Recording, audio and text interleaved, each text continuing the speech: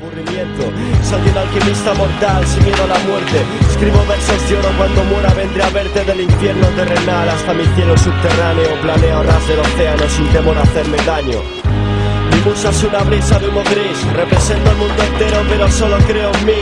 Poeta y dramaturgo taciturno de la urbe, dibujando nubes de humo con los dos dedos en nube. El sol se precipita sobre el horizonte.